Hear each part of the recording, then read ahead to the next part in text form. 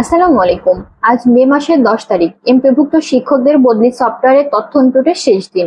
এর পরবর্তীতে সময় বাড়ানোর সুযোগ খুবই সীমিত।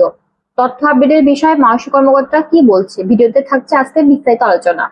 আপনারা অবশ্যই সাথে থেকে না টেনে সম্পূর্ণ ভিডিওটি দেখবেন এবং বেতন ভাতা সহ এমপিও শিক্ষকদের সর্বশেষ আপডেট পেতে আমাদের নিউজ লাইভ 2.0 চ্যানেলটি সাবস্ক্রাইব করে পাশে থাকবেন। চলুন মূল ভিডিওটি শুরু করি। বদলি তথ্য দেওয়ার সময় বাড়ানো হয়েছে, যা বলছে মাউসি।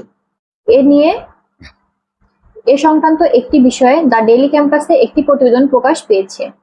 বেসরকারি স্কুল কলেজে কর্মরত এমপিভুক্ত শিক্ষকদের বদলির তথ্য সংগ্রহ করা হচ্ছে।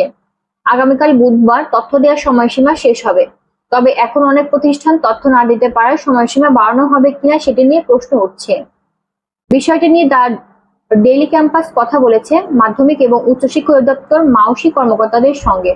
তারা জানিয়েছে, প্রতিষ্ঠান প্রধানদের তথ্য দেওয়ার সময় বাড়ানোর সুযোগ নেই, কেন তথ্য দেওয়ার সময় বাড়ানো হলে পরবর্তীতে অন্যান্য কার্যক্রম সম্পূর্ণ পিছিয়ে যেতে পারে। নাম অপ্রকাশিত রাখার শর্তে মাউসির এক কর্মকর্তা দ্য ডেইলি ক্যাম্পাসকে বলেন, প্রতিষ্ঠান প্রধানদের তথ্য দেওয়ার সময় বাড়ানো হবে না। 10 জুনের মধ্যেই তাদের তথ্য সাবমিট করতে হবে। যারা আইডি পাসওয়ার্ড পায়নি তাদের জেলা শিক্ষা কর্মকর্তার সঙ্গে যোগাযোগ করে আইডি পাসওয়ার্ড সংগ্রহের পরামর্শ দিয়েছে এই কর্মকর্তা। গত 18 মে শিক্ষকদের সংশোধিত বদলি নীতিমালা অনুযায়ী সফটওয়্যার আপডেট করে সেটি মাউসিকে অবহিত করা হয়। গত 10 মে সংশোধিত বদলি নীতিমালা অনুযায়ী সফটওয়্যার আপডেট করতে টেলিটক বাংলাদেশ লিমিটেডকে চিঠি পাঠায় মাধ্যমিক এবং উচ্চশিক্ষা অধিদপ্তর মাউসি। গত 6 মে স্কুল কলেজে এমপিভুক্ত শিক্ষকদের বদলি নীতিমালা জারি করে শিক্ষা মন্ত্রণালয়। সংশোধিত নীতিমালায় বলা হয়েছে, বদলি নিয়ে নতুন কর্মস্থলে যোগদানের পর ন্যূনতম 2 বছর কম নিয়োজিত থাকার পর পরবর্তী বদলির জন্য আবেদন করতে পারবেন।